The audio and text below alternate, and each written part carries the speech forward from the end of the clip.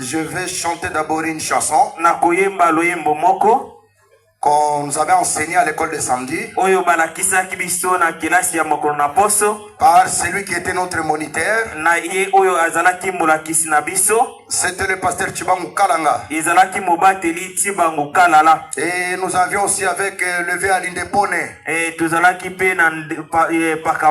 C'est pourquoi dans une minute je vais chanter. Et puis après cela je vais prêcher quelque chose. Je regardais au loin, au-delà du Jourdain. Vena m'a mené à la maison. Une cohorte dangereuse qui vient devant moi. Vena m'a mené à la maison.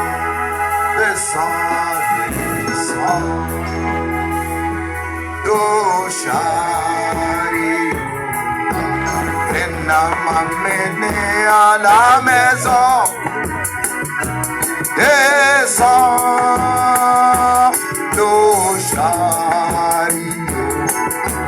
Vena m'a mené à la maison. C'était entré là-bas avant mon arrivée. Vena m'a mené à la maison. Dis à tous mes frères que je viendrai aussi. Vena m'a mené à la maison. Descends, descends, douchari. Vena m'a mené à la maison. Descends, douchari. Vena m'a mené à la maison. Oh, et entré là-bas avant mon arrivée. Vena m'a mené à la maison. Dis à frère Branham que je viendrai aussi. Vena m'a mené à la maison. Merci beaucoup, que Dieu vous bénisse richement. Ah, ce n'est pas vraiment facile. Je vais m'efforcer pour parler quelque chose de la parole de Dieu. Nous nous sommes de croire du message du temps de la fin.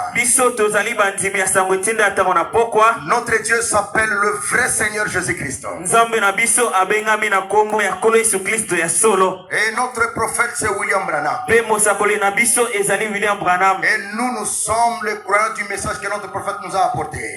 Je ne suis pas venu cette nuit pour apporter ma connaissance ici. Mais ce que je vais prêcher ici, ce peut-être sera une histoire.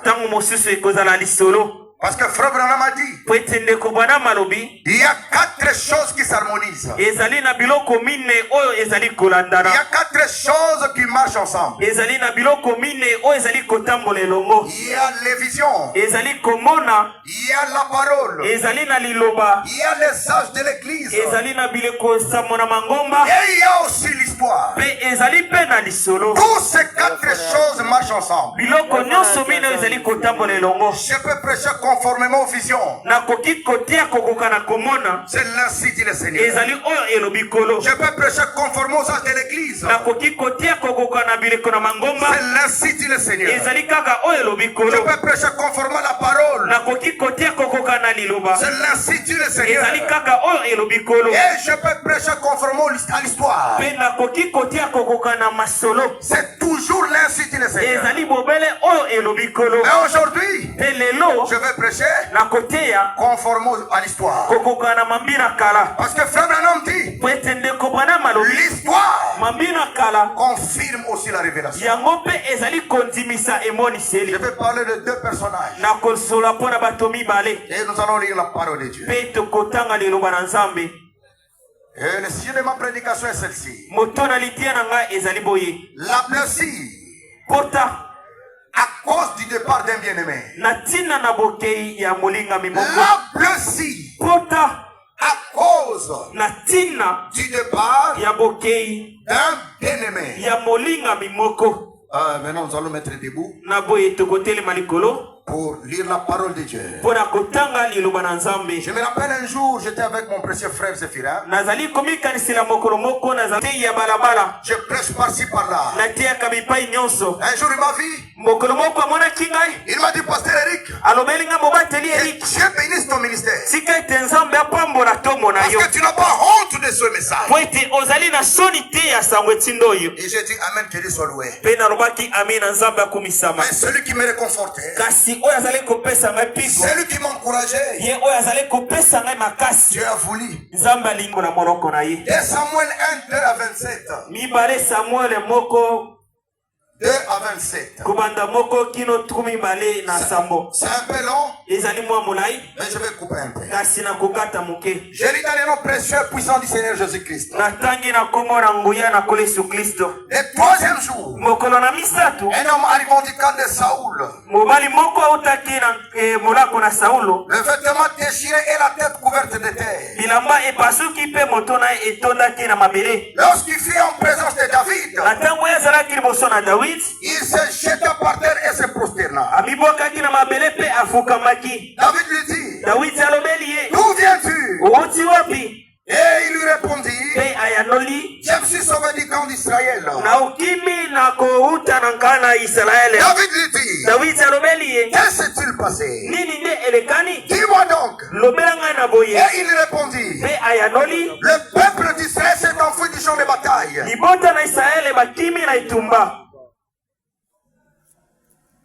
Oh, vous allez m'expliquer. Vous allez m'excuser un peu.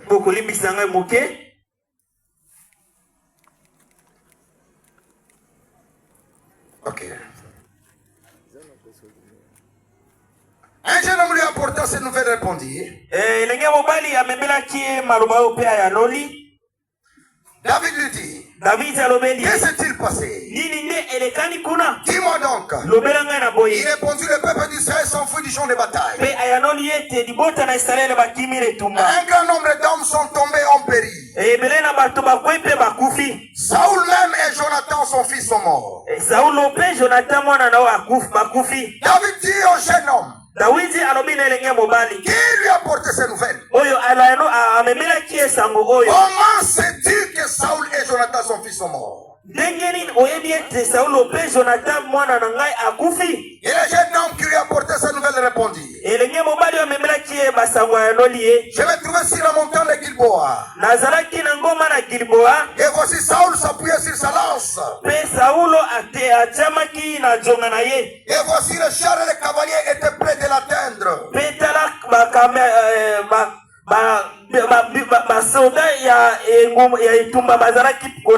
C'est à retourner, il m'aperçut et m'appela.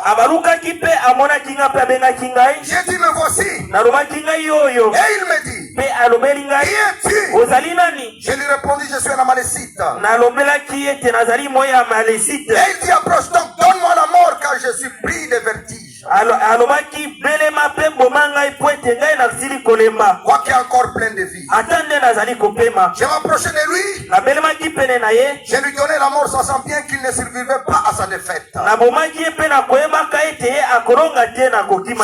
les diadèmes qui étaient sur sa tête. Et le bracelet qui était au bras, et je les ai apportés ici à mon Seigneur David. David saisit ses vêtements, les déchira. Et tous les hommes qui étaient auprès de lui firent de même. Et tous firent dans les quais, ils pleurèrent et gênèrent jusqu'au soir à cause de Saoul et Jonathan, son fils du peuple de l'Éternel. Et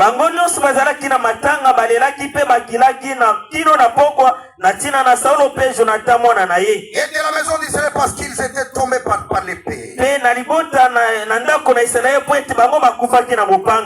Je saute le verset parce que c'est un peu long. David au verset 25, David dit, comment les héros sont-ils tombés au milieu du combat? Comment Jonathan a-t-il succombé sur tes collines? Jonathan akwei likolo na bangomba. Je suis dans la douleur à cause de toi, Jonathan. Nazali kati na pasi na tina na Jonathan. Jonathan, mon frère. Jonathan ndeko na ngai. Tu faisais tout mon plaisir. Ozalaki kosepelisa nga na nyonso. Ton amour pour moi était admirable. Bolingo na mpo na nga ezalaki eloko na esengo. Au-dessus de l'amour des femmes. Koleka bolingo na basi. Comment des zéros sont-ils tombés? Ndenge nini bingambe bazali kokweya. Comment leurs armes se sont-elles perdues? Ndenge nini miloko na bango ebongisi. Que Dieu bénisse la lecture de sa parole au nom de Jésus-Christ. Amen. Vraiment, ce n'est pas facile de me tenir debout ici. Mais je vais parler un peu. Aujourd'hui, je vais raconter seulement des histoires. Parce qu'il n'y a pas la révélation à porter ici. Je parle de deux personnages dans la Bible. L'un, son nom était David. L'autre était Jonathan. Jonathan était un prince, un fils du roi. Son père était un chef de l'État. Chez eux, il ne manquait pas tout. Il ne la présidence, un président ne manque rien. C'est ce que vivait Jonathan. Mais David a été un campagnard, un villageois, un homme de Bethléem. C'est pourquoi, à un certain moment, son père, le roi Saoul, est devenu fou. Un fou.